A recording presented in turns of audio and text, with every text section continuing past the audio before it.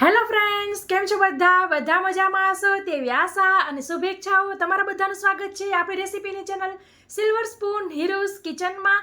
હું છું હિરલ ગામી. તો આજે આપણે સરસ નવી રેસીપી જોઈશું. આજે આપણે એકદમ લો કેલરી, વિધાઉટ સુગર, વિધાઉટ ગોળ આપણે સરસ પ્રોટીન લાડુ બનાવવાના છીએ મિત્રો.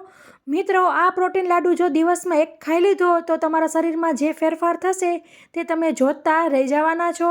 તમારા વજન ઘટાડવાની સફરમાં બહુ જ ફાયદાકારક આ લાડુ બની શકે છે. તો જો તમે મિત્રો વજન ઘટાડવા માંગતા હોય, ડાયટિંગ કરતા હોય, જીમમાં જતા હોય અથવા તો ડાયાબિટીસ હોય, આ લાડુ જરૂરથી એક ખાવો જોઈએ.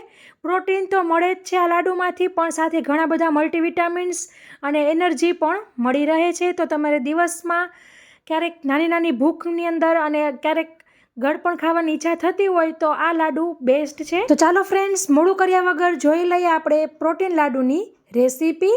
મિત્રો, તમે આ રેસીપી જરૂરથી તમારા ફ્રેન્ડ સર્કલમાં શેર કરજો. બધાને મદદરૂપ થાય એવી સરસ આ રેસીપી છે. તો તમને એક લાડુ તોડીને પણ બતાવું. સરસ પેશીદાર આપણા લાડુ થાય છે. સૌથી પહેલાં આપણે કઢાઈ લઈશું અને તેની અંદર આવી રીતે 1 કપ, જે મેઝરિંગ કપનો આવે છે તે 1 કપ દારિયા લેશું. મેં તેના ફોતરા કાઢી લીધેલા છે. અને 1 કપ ગ્રામની અંદર જોઈએ તો 106 ગ્રામ થાય છે. સાથે આપણે તેની અંદર ઉમેરીશું મખાણા, તે પણ 1 કપ, પણ તેમાં વજન નથી હોતું એટલે તે 16 ગ્રામ થાય છે. તો મિત્રો, મખાણા શેકાતા વાર નથી લાગતી અને દારિયા આપણા ઓલરેડી રોસ્ટેડ જ હોય છે, શેકેલા જ હોય છે. એટલે આપણે પહેલાં આ બેને જ શેકીશું. આવી રીતના કશું પણ નાખ્યા વગર ડ્રાય રોસ્ટ જ આપણે શેકવાના છે. તો ગેસની ફ્લેમ ચાલુ કરી દીધી છે અને આપણે મીડિયમ ફ્લેમ પર શેકી લેશું,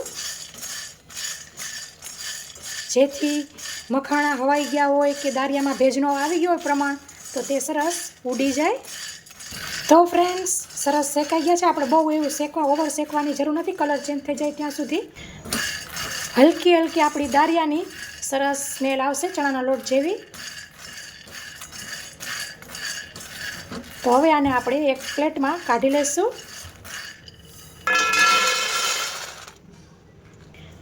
પછી આપણે તે જ કઢાઈની અંદર આવી રીતે 1/4 કપ બદામ લઈશું. બદામ વજનમાં ગણીએ તો 40 ગ્રામ છે. પછી આપણે 1/4 કપ સિંગદાણા લઈશું. તેને વજનમાં ગણીએ તો 37 ગ્રામ છે, 37 ગ્રામ.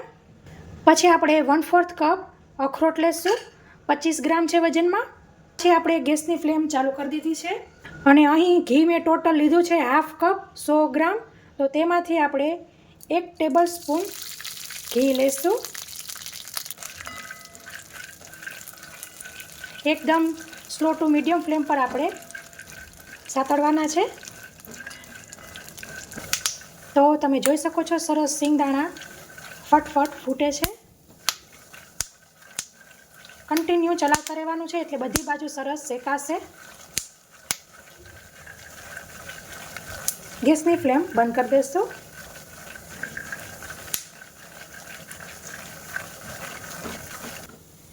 આપણા ડ્રાયફ્રૂટ્સને કાઢી લેશું.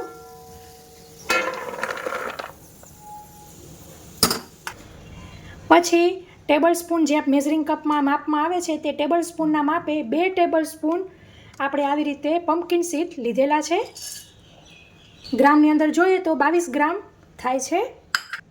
તેવી જ રીતે 2 ટેબલ સ્પૂન સનફ્લાવર સીડ લીધેલા છે. તે ગ્રામની અંદર 18 ગ્રામ થાય છે. તેવી જ રીતે 2 ટેબલ સ્પૂન અળસી લીધેલી છે, ફ્લેક્સ સીડ્સ, તે 23 ગ્રામ થાય છે. પછી ખસખસ લીધેલી છે 1 ટેબલ સ્પૂન, 9 ગ્રામ થાય છે. કઢાઈ આપણી ઓલરેડી ઘીવાળી જ છે એટલે અત્યારે આપણે ઘી આમાં નથી ઉમેરવાનું. મીડિયમ ફ્લેમ પર આપણે શેકી લઈશું. તમારે મગજતરીના બી ઉમેરવા હોય તો તમે તે પણ અત્યારે જ ઉમેરી શકો છો. તો તમે જોઈ શકો છો આપણે આ જ વખતે ઘી નથી ઉમેર્યું તો પણ સરસ બધા ઘીથી કોટ થઈ ગયા છે, આપણી કઢાઈ ઘીવાળી હોવાથી. તો તમે જોઈ શકો છો અળસી સરસ ફૂટી રહી છે. ગેસની ફ્લેમ બંધ કરી દઈશું.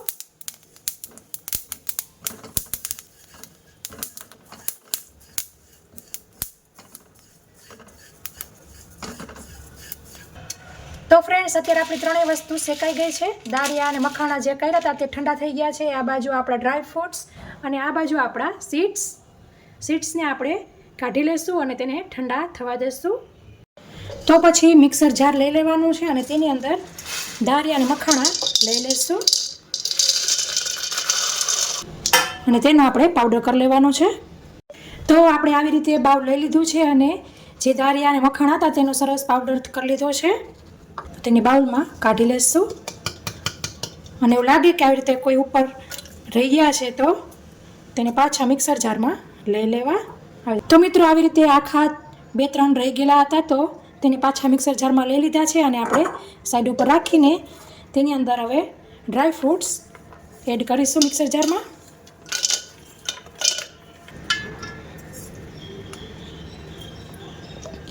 તો હવે આપણે ડ્રાય ફ્રૂટ્સને પણ ક્રશ કરી લઈશું. તો આપણે ડ્રાય ફ્રૂટ્સનો આવી રીતે આખા પાખો પાવડર કરી લીધો છે, એડ કરી દઈશું.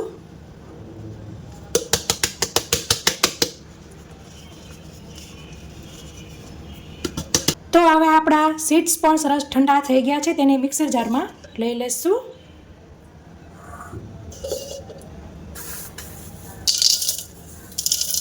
તો ફ્રેન્ડ, સીડ્સને આપણે મિક્સર જારમાં લઈ લીધા છે, તેને પણ હવે આપણે પીસી લઈશું, ગ્રાઇન્ડ કરી લઈશું.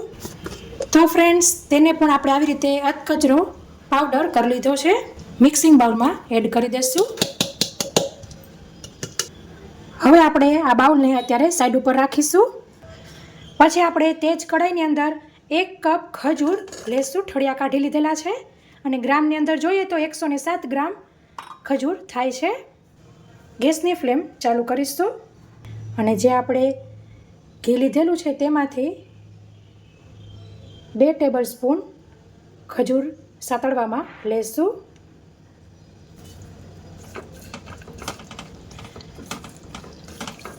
એકદમ ધીમી ફ્લેમ પર આપણે ખજૂરને સાતળીશું જેથી તે એકદમ સરસ નરમ થઈ જાય. તો એવું થાય કે આપણો ખજૂર થોડોક સોફ્ટ થયો છે ત્યારે આપણે તેની અંદર ઉમેરીશું 1/4 કપ કિસમિસ. ગ્રામની અંદર જોઈએ તો 32 ગ્રામ કિસમિસ થાય છે. કિસમિસ ફૂલતા વાર નથી લાગતી એટલે ખજૂર જ્યારે આપણે એમ થાય કે સોફ્ટ થઈ ગયો છે ત્યારે જ તેની અંદર ઉમેરવાની રહેશે.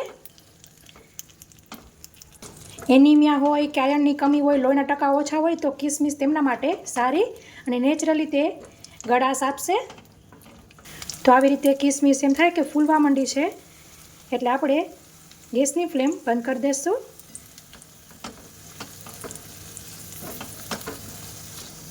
તમે જોઈ શકો છો એકદમ ખજૂર સોફ્ટ થઈ ગયો છે. તો હવે આપણે આને એક પ્લેટમાં કાઢી લઈશું.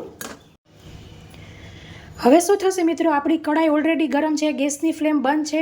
આ ઘીને લેવા માટે આપણે આ બધો મિક્સિંગ બાઉલવાળો પાવડર આપણો મિક્સચર બધું લઈ લઈશું અને આવી રીતે આપણે બંધ જ ફ્લેમમાં ખાલી આપણે આવી રીતે કરી લઈશું જેથી આપણું બધું ઘી પણ આવી જાય અને એક વખત સરસ પાછું બધું મિક્સ થઈ જાય, શેકાઈ જાય.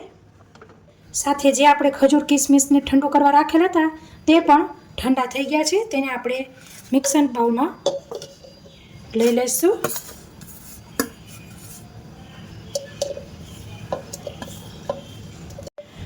તો હવે આપણે ખજૂર કિસમિસને પીસી લઈશું અને જે આપણે આ થાળીમાં ઘી અને ખસખસ જે ચોટેલી છે તેમાં પણ આપણે આવી રીતે એકાદો ચમચો લઈ બધું લઈ લઈશું. તો આપણે મિક્સચરમાંથી સરસ કાઢી લીધી છે ખજૂર કિસમિસની પેસ્ટને મિક્સિંગ બાઉલમાં લઈ લઈશું. સાથે જે આપણે કઢાઈમાં મિક્સર બધું ઉમેર્યું હતું તે પણ બધું લઈ લઈશું. તો હવે આપણે ચોખ્ખા હાથ વડે બધું પહેલાં એમને જ મિક્સ કરીશું, ઘી હજી નથી ઉમેરવાનું. તો આપણે આવી રીતે ચોડીને મિક્સ કરીશું જેથી ખજૂરનો જે પલ્પ છે મીન્સ પેસ્ટ છે તેમાં સરસ બધું ભરી જાય. તો આપણે બધું સરસ ચોડીને મિક્સ કરી લીધું છે. હવે આપણે તેની અંદર ઘી ઉમેરીશું. આપણે ખજૂર સાતળતી વખતે 2 ટેબલ સ્પૂન અને ડ્રાયફ્રૂટ સાતળતી વખતે 1 ટેબલ સ્પૂન વાપરેલું છે. અત્યારે 2 નાખેલી છે ટેબલ સ્પૂન. સરસ આપણે આવી રીતે ચોળીને મિક્સ કરીશું. તો તમે જોઈ શકો છો મોઇસ્ચર આવી ગયું છે પણ હજી ડ્રાય છે. આ આપણી 6 ટેબલ સ્પૂન અને વધ્યું છે તે 7મી ટેબલ સ્પૂન થઈ શકે. ટોટલ આપણે અડધો કપ ઘી જોશે. તો હવે મિક્સ કરી લેશું.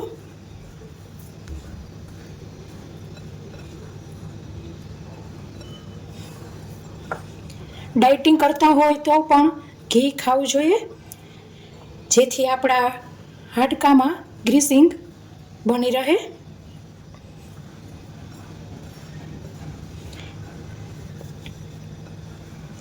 સરસ કમ્બાઈન બધું થઈ ગયું છે. તો હવે આપણે લીંબુ જેવડા નાના નાના લાડુ વાળી લેશું.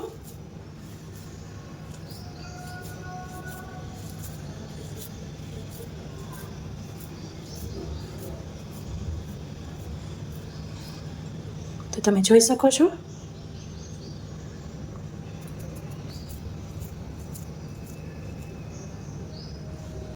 તો આમ આપણે બધાય લાડુ વાળી લીધેલા છે. તો ફ્રેન્ડ્સ, આપણા પ્રોટીન લાડુ બિલકુલ રેડી થઈ ગયા છે. 21 નંગ થાય છે. 25 ગ્રામની એવરેજ લગભગ એક લાડુનો થાય છે અને ટોટલ ગ્રામ વજન આપણું થયું છે 520 ગ્રામ. તો ફ્રેન્ડ્સ, તમે પણ ઘરે આવી રીતે પ્રોટીન લાડુ બનાવજો. યોગા પછી, જીમ પછી કે ડાયટિંગમાં કંઈક ગળ્યું ખાવાની ઈચ્છા થઈ જાય તો આ લાડુ એક ખાઈ લીધો હોય તો તમારી ક્રેવિંગ્સ પણ મટી જશે અને સાથે તમને શરીરમાં પ્રોટીન પણ મળી રહેશે. સાથે ઘણા બધા બીજા આપણા ન્યુટ્રિયન્ટ્સ મળી રહે તો અલગ જ બહુ જ ગુણકારી રેસીપી છે મિત્રો.